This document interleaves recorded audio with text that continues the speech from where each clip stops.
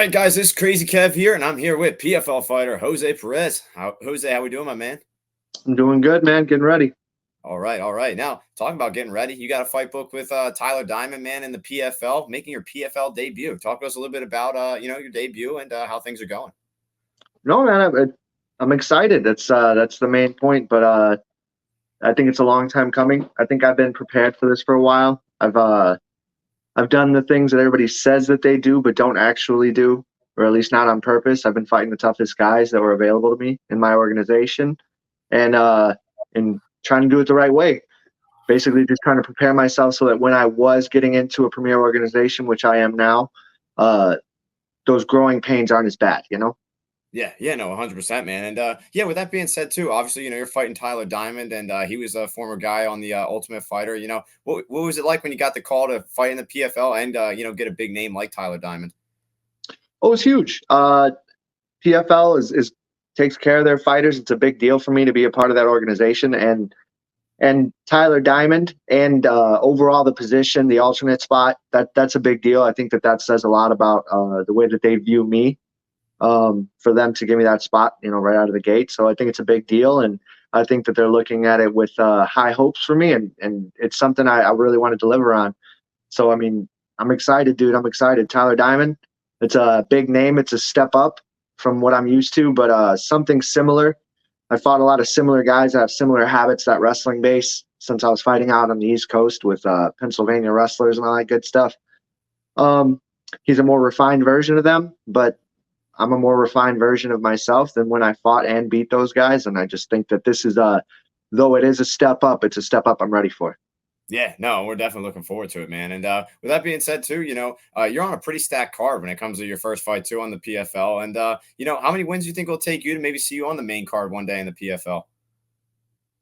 I think that so I showed up late to the season, so that would have been awesome to fight in Chicago because it was 145ers in Chicago, so my neck of the woods.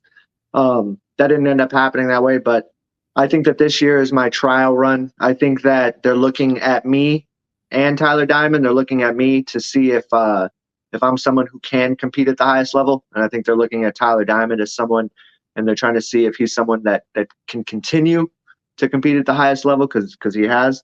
So I'm looking at this year as my test. This is my trial period. Just try to win a fight or two. Hopefully they give me 3 this year because I know that they got 3 cards lined up. But yeah, hopefully they give me at least 2 fights this year, if not 3. Smoke everybody I fight, and then yeah, I'm guessing next year that I'll be past my trial period. They'll know exactly what they're dealing with. Yeah, let's go, man. And with that being said, too, you mentioned you were fighting in Philly a little bit. I'm actually from Philadelphia myself. Talk us a little bit more about that Philly crowd. What it was like to fight in front of those Philly fans. Philly fans are huge fans. I always say that I became a man in the 2300 arena, and well, it's an electric crowd, but from my end and my perspective, being the guy for me coming in against someone who's from Philly, that electricity is against me. It's not fun. It's not the greatest experience. When I go out there, I'm fighting my opponent and his crowd. It's profane, but I've heard a crowd boo. I've heard a crowd boo a lot. I've never heard a crowd say fuck Jose, fuck Jose. And that's verbatim what they were saying when I walked out to fight Frank Wells. Yeah, no, I definitely believe it, man. Like I said, the Philly crowd, we definitely get a bad rap in almost every sport because we're definitely pretty passionate about it, as you can tell. And Yes. yeah, with that being said, I mean, when you're hearing those kinds of chants, I mean, like, what's going through your head? Like, how do you even prepare for like something like that as you're walking out and hearing those kinds of chants? I think it's just a mental disposition for me. I think I don't give a fuck that much. So I mean, it helps me out. They can't get in there and fight me for him. So if anything, I kind of embrace the bad guy role in that situation because I mean, I could be as nice as I want to them and it's not really going to make much of a difference. So just embrace it for what it is and take it as it comes, dude, and fucking flick off the crowd every once in a while, tell him enjoy the ride home when I'm done kicking his ass.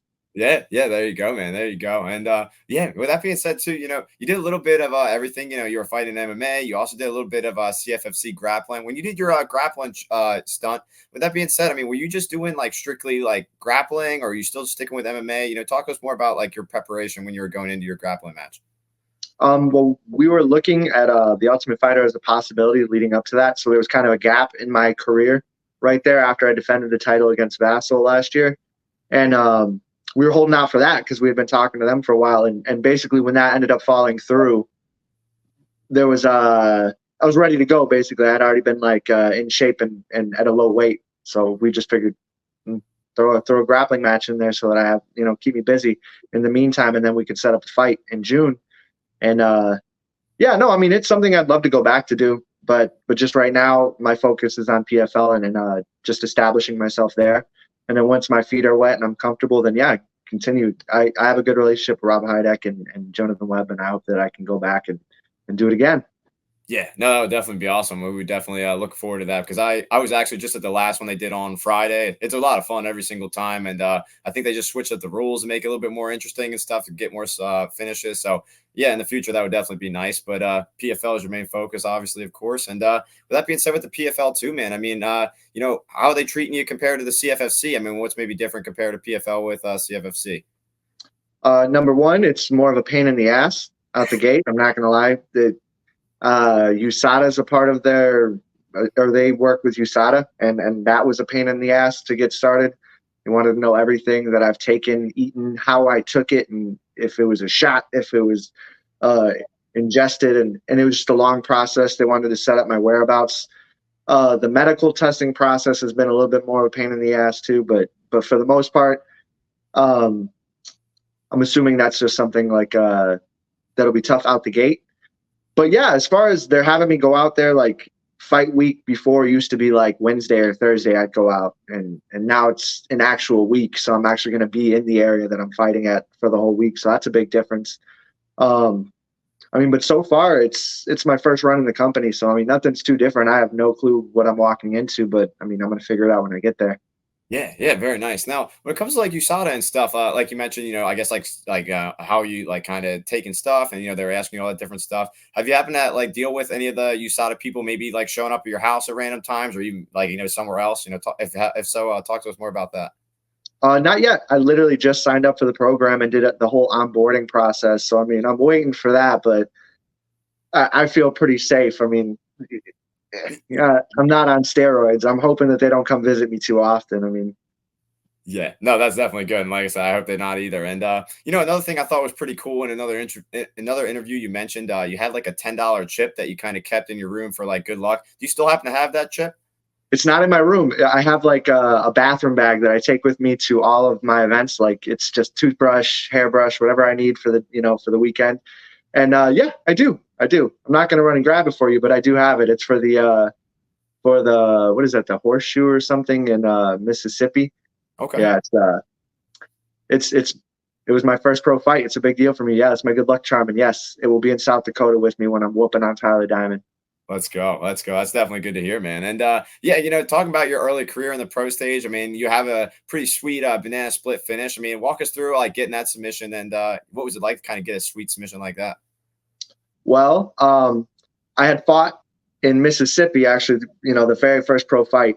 So the banana split was my second pro fight. The first pro fight, CFFC kind of just fell on my lap, and I was fighting a guy in Brandon Gator who was from Memphis, and Tunica, Mississippi is literally spitting distance from there.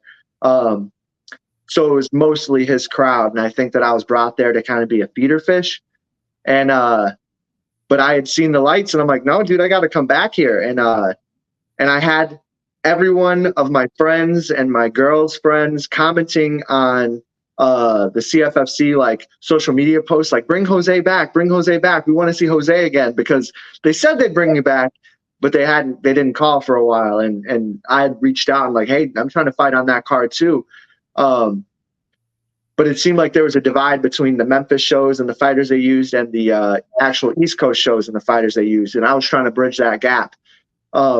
Someone ended up falling out due to COVID, or a positive COVID test at least.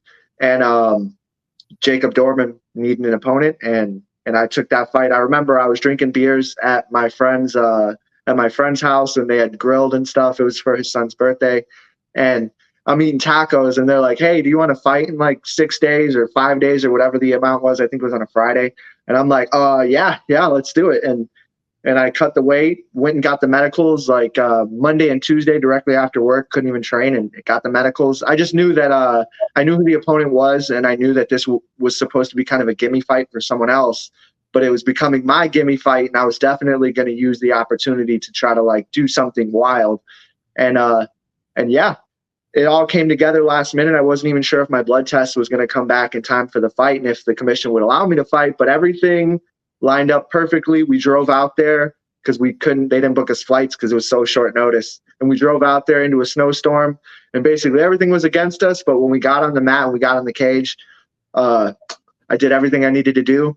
I put a stamp on it, won with some style points, and basically created a pretty good connection with CFFC from then on. Yeah, very nice, man. And yeah, that's definitely a sweet submission that you got early on in your career. And you just mentioned too, like when you got the call, you were drinking some beers. What was maybe your go-to beers back then, man? Don't make fun of me. Mostly I drink Bud Light. It's like water. Like if it's hot, Bud Light, but I'll drink like a Heineken or a Corona outside of that. I'm not very picky on my beers. No Stellas over here. Okay, nice to know. What about you? Are you an IPA guy at all or no? I will. With a Voodoo Ranger, it knocks me on my ass, but it is good. Yeah, no, 100%. No, that's definitely a solid one. And yeah, when it comes to just like fighting for the CFFC, what's maybe some cool behind the scenes stuff that maybe a fight fan might not know about? Behind the scenes stuff with CFFC. It's really not as glamorous as you would think. Most of the time with CFFC, we'll be like in a suburb of a big city, unless it's like the 2300 arena. Then yeah, we're in the city. But when we go venture out, it's usually like in some oddball area. And like when we did the Fury grappling event, the only place that was open after the event was Applebee's. And when I tell you, every fighter and every like staff member for the CFFC was filled into this Applebee's. That's exactly what it was. So it's not very glamorous. The lights aren't bright there. We're just fucking drinking beer and eating wings after the fights at Applebee's. That's about it. It's not the coolest story. But I'm hoping PFL there's some cool stories. I'm hoping we go to some cool like when they go overseas or something like that. When they go like out of the country, I'm hoping something like that would be like a little bit different than just eating at Applebee's directly afterwards. Yeah, no, that's freaking hilarious. Because, like I said, I'm from Philadelphia, so I definitely know what you're talking about with Applebee's, and yeah, I definitely believe it, man. With everyone going there, because they're definitely always open. And yeah, like you mentioned too, you want to fight, in some different places. And do you happen to have like a dream location where you want to go? And if so, like, would you want to go sightseeing as well too before your fights? I'm gonna kind of give you two answers because obviously the home base is going to be dream fight location. Put me at the United Center or something like that, and out here in Chicago, I'll take that all day. Wintrust Arena, I think, is where they were at last time. But yeah, put me out there, and that's number one. But outside of that, New York would be I'm used to Chicago, and I don't live in Chicago, and I don't even visit that much. It's too loud for me. But every once in a while, I do want to go see like the city and that vibrations that come off of it. I can only imagine what it would be like in New York, because New York is obviously a bigger city than Chicago, but Chicago's a close second place. So I think that it's going to be something similar, but just an amplified version. Yeah, no, that would definitely be pretty sick, man. And when it comes to just like fighting and stuff, everyone wants to be the champ one day, but what's maybe some of your goals in MMA? I'm quality over quantity is my goal. If you've seen my fights, it's kind of a recurring theme is that I'll end up turning fights that don't necessarily need to be wars, and I'll turn them into wars just because, I don't know, I'm an idiot. It's something in me, but I just listen to it, and that's what it ends up. But in those wars, though they are exciting, I have to take damage. That's just a natural part of what makes a war a war. So I want to keep that. I want to keep that going. I would rather be the guy that you see fight once and you remember it for the rest of your life than the guy who you see fight every other weekend and you don't really remember much about them. They were, insignificant moments in time. That's what I say. I'm a fighter and I create wars, but really what I'm creating is a badass moment in time. That's what I'm doing. I'm creating a moment, you know? Yeah, no, 100%. And look, with that being said, too, you're fighting in the PFL. They have like that tournament system. I mean, how do you happen to train for that? Are you trying to like train differently to try to get like the extra points in the first round or anything like that? No, it seems like, yeah, pretty much even if you won two decisions, odds are not everybody's winning both of their regular season bouts, and it seems Mhm. like they usually get there. I always hunt for the finish. That's just who I am. To the very last seconds of every single round, I'm going to try to squeeze out something at the very end. That's true in all of my fights. That's true in my grappling match. That's true in everything. I'm going to try to squeeze out a submission at the end if I can. Um, so I don't really have to focus on trying to finish the fight. That's just going to be what I do. When I go out there, there's an element of fear in me that makes me, if I can fucking finish this guy and get out of here and get out of this situation as quickly as possible, that's what I'm gonna do. Not because I'm tough and I'm trying to get this guy out of there, just because I don't fucking want to be there anymore. I want to get out of it. So I mean, finishing the fight is always going to be something I do. It's just I'll never coast to a finish. That's just not my nature. So I'm not worried about that too much. But the lack of elbows kind of sucks. But outside of that, I just think that the pace at which we're fighting, it's 4 fights in 8 months. That's a good thing for me. Uh, when I'm dull moments in time for me, when I'm not doing shit, that's usually when I'm like depressed. That's usually when I start like not feeling great about myself. But I am closest to God when I am busy. I'm the best version of myself when I'm busy. And right now I'm busy for this one, and I plan to continue being busy with the PFL. Yeah, no, we're looking forward to it, man. And yeah, with that being said, I mean, you have a bunch of submissions on your career and you have some decisions. You're still looking for that first knockout. Do you think you're going to be able to get it pretty soon, sometime in the PFL? Yeah, yeah. Uh, I've always had striking. That's one thing I've always done, and I've always had jujitsu. I had jujitsu before I had striking, but I've been doing it nonstop since I started fighting when I was like 19, 18, when I actually turned from jujitsu into an MMA fighter. And it's always there, but I've competed a shit ton in jujitsu, and it shows. So I mean, there's mat time and actually having the skill, and then there's another layer, and it's how good are you at competing. And you could be really skillful, but when those lights hit you, you kind of shut down. So you got to get comfortable competing.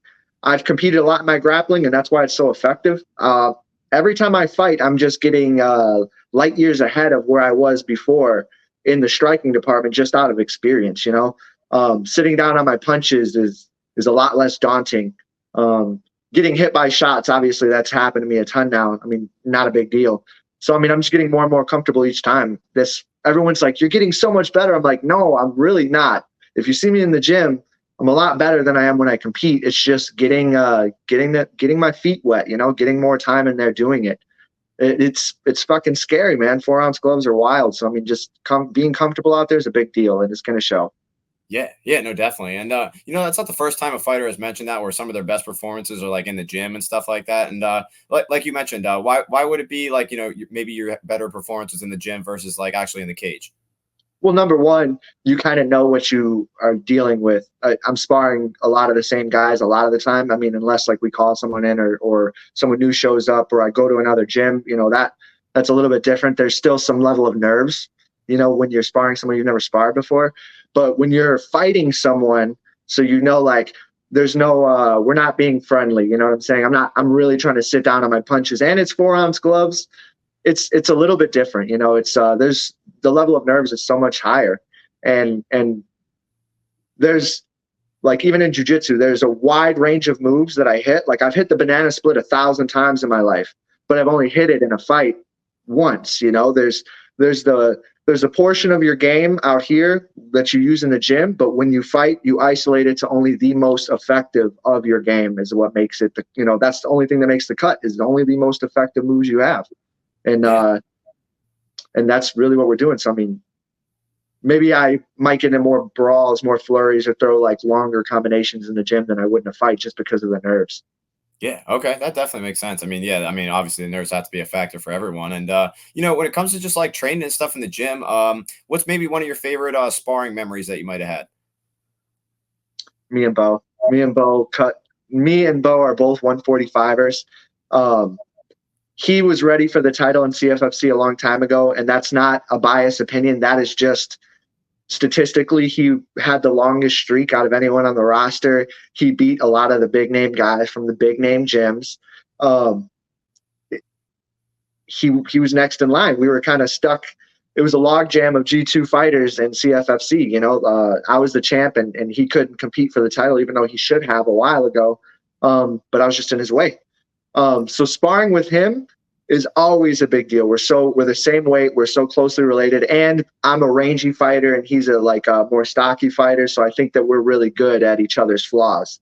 But we give each other a lot of stitches on accident, just because it's not even a pride thing. It's not an ego thing. It is a pride thing. No one wants to lose. When I go home after competing with Bo, I want to whoop his ass because I want the music to hit a little harder on my ride home. And he's the same way. He's the same way. If I beat Bo on Monday, I know for a fact that I better be on my P's and Q's on Tuesday and Wednesday and Thursday, because he's going to be on my ass. But yes, I have a beautiful eyebrow right now.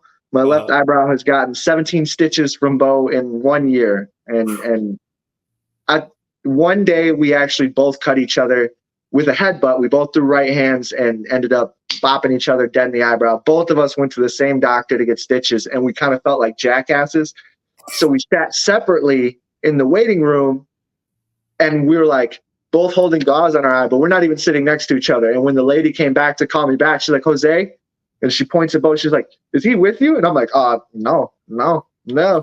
And then basically when we got back there, she's like, "So what happened?" I'm like, "Oh, me and somebody were messing around and we headbutted." And I'm like, And then a few seconds later, she types some things down and she looks at me. She's like, "Hey, so what happened?"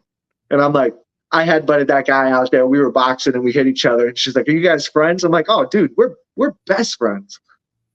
That's awesome. That's really, really funny story, man. And yeah, I mean, when it just comes to training in general and just like stuff like that, what kind of is your favorite music that you like to listen to when you're training in the gym? I don't really get to pick the music. Usually I'm late to practice, and I think it's kind of a first come, first serve basis as far as the aux goes at the gym. Usually Luis Unsueta, he's one of the fighters at our gym. Usually he's playing either some really, really, really rough rap music, or it's like techno house music. And for whatever reason, the techno house music, when I'm sparring, it hits so hard. I love it. It's like I'm dancing when I'm doing my thing. So maybe Lewis's techno playlist is my hit right now. It's my jam. Let's go. Yeah, I mean, I'm a Taekwondo instructor, and I play music all the time in my classes, and that's always my go-to is that techno music. I don't know what it is. But I mean, certain times beats, it's like, yeah, I love it. Makes you want to dance. Yeah, and I mean, I sometimes I have to switch up the songs. There's certain kids that'll come in, they'll start dancing and stuff in class. I'm like, you know what I mean? You gotta focus. You gotta focus a little bit. Yeah. They focus, but their kicks and punches are just getting a little bit quicker as the tempo is going up. Oh yeah, exactly. I mean, like I said, I always notice too if there's more faster paced songs, or maybe the class a little bit slower. If I turn it on, I'm like, all right, got to do this drill. Put on that little bit faster song. You'll definitely see the kids, or just even adults, will just they'll start pushing themselves a little bit more. So I definitely they're feeling it. That's DJ motivation. You're just using mind tricks to help with coaching. Exactly. And yeah, man, when it just comes to you seem like a pretty cool guy and everything, but have you ever been in a street fight or anything like that? Yeah. I worked at a moving company in between my amateur and pro career, so I hadn't turned pro yet, but there was a gap where I was just being a normal guy for a little bit. And I worked at a moving company, and I got called to a move, and I had to park on the street, and I seen there were signs that said no through traffic. So I'm like, okay, let me figure this out. So I pull up right in front of the customer's house and went to just make contact to let them know hey, they're going to be pushing us off the road here in a bit. I need to know what to do next. And do you have another option, or we're going to have to reschedule? But before I even got to the door, this older man who seemed to be running the show for this construction crew is move that fucking truck, and just saying a bunch of crazy stuff. And with me, you could damn near say anything to me if you say it nicely, and I'm going to smile and say, okay, you got whatever you want. That's just who I am by nature. But the second that you flip the switch on me, now you're pulling my man card. So now if I approach you nicely, I feel like I'm being a bitch. And Right. I'm not a bitch. If you come to me nicely, I will be nothing but nice to you, but don't try to make me a bitch. So I go over there and kind of start talking shit and telling him that the saggy neck skin got caught in the top button on his shirt in the morning, and that's why he was so grumpy, and some other choice words, and move away. And as I'm walking away, make contact with the customer. The whole construction crew's sitting there now, and I walk up to like, there was this big guy in the front, and I walk up to the big guy in the front. I'm like, hey, what do you guys need me to do? He's like, you can move into the driveway or you can move down the street. I'm like, well, we're going to be hauling furniture, so I'm going to clear with this lady what she wants to do, and we might just be gone. And completely good, clear conversation. We were good. And I look at the guy and the old guy, and I'm like, do you see what happens when you don't fucking curse at people? And some fat guy in the back says, do you want to get your ass beat by all of us? And again, pulling the bitch card. So I say, fuck all of you guys. Now, the big guy that was just being cool with me is now wrestling me, and I'm wrestling him. And I'm just trying to back up so I don't get circled by all these, like, this whole construction crew. And I'm just hitting people as I can. And this old little Mexican dude off to the side was waiting for me. And he had this, like, flat rake thing that you smooth out the pavement with after you lay it.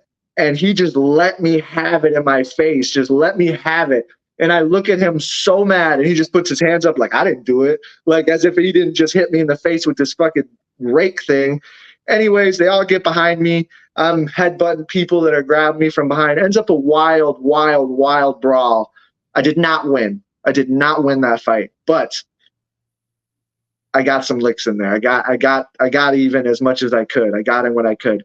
Anyways, it sounds wild. And there was a whole bunch of crazy shit where we were wrestling on the floor and like getting cut up because the pavement was ripped up. The whole neighborhood, it's like a nice neighborhood in Valpo, Indiana. It's like a real nice uppity neighborhood, is standing outside with their camera phones.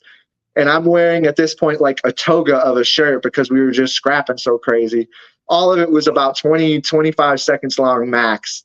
And yeah, and that was my crazy story. It was a loss, but I'd say that was the most wild one I have.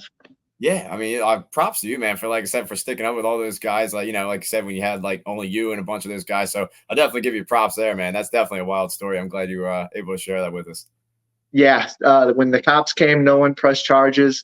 So at the end of the day, no one wanted to be a bitch, and no one had to be. So we're all good. I walked away happy. My pride wasn't hurt. They walked away happy. I'm sure their pride weren't hurt. We were good. We did what men do, and we moved on. It was fun. Let's go. That's definitely awesome. And yeah, one thing I always like to ask everybody to bring on the show, like I mentioned earlier, I'm a Taekwondo instructor. I've been teaching for 6 years now, training for 19 years, and I'm only 24 years old. So I just kind of love what I do. And with that being said, man, with all the guys I have in my gym, what advice you give them to keep on coming into the gym and to keep on getting better and better every day? Consistency is number one. That's always the biggest one. And I've been doing this since I was 9. Wow. And pick someone, and respectfully, it's your gym. So I believe that ego is really bad. Ego is what will make you avoid those guys in the gym that kick your ass, because you don't want everybody to see you lose. You're worried about everyone's opinion of you. So you'll avoid the guys that kick your ass. And then there's pride. So that's operating with ego, and it hinders you. Operating with pride is like what me and Bo have. No, you don't have to give your training partner stitches like we do, but we're doing it at a different level. But even when I was a kid just doing jiu-jitsu, my cousin Manny, he's coming out to this fight for me actually. Manny was just naturally better than me for the longest time and for years. It took me 3 years to bridge that gap. But in that 3 years, I sparred with Manny. I picked Manny every single time, and I lost to Manny consistently every day. I have years of my mind that will remember just getting my ass kicked for 3-4 years, catching up to Manny. And then finally, it just seemed like one day I did come up with like the last problem. I solved the last problem, and got through this dilemma that was my cousin. Go after the guys that'll kick your ass. Be consistent and go after the guys that'll kick your ass. Operate with pride. Don't operate with ego, because ego is just going to make you, it's going to slow you down. It's going to hinder you. Yeah, no, I definitely agree with you. I definitely think, that's a lot of people's downfalls, definitely their ego. But like you said, it's only going to make you better at the end of the day. And I definitely think that's some really, really solid advice, man. And Jose, man, you're the man. And with that being said, I had a lot of fun talking to you. What's maybe your final message out there for the fans watching this video? Nothing much, man. Do what makes you happy, and what's going to make you happy is tuning in on June 28th on ESPN to watch me whoop on a poor sap named Tyler Diamond. Please tune in. It's going to be fun.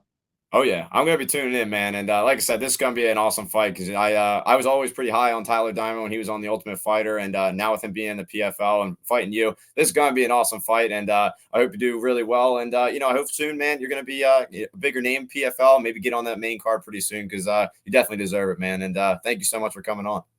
I appreciate it, man. I'm putting in the man hours towards it now. Let's go. Let's go. All right, man. Enjoy the rest of your day. Again, thank you so much for taking the time. It means a lot to me.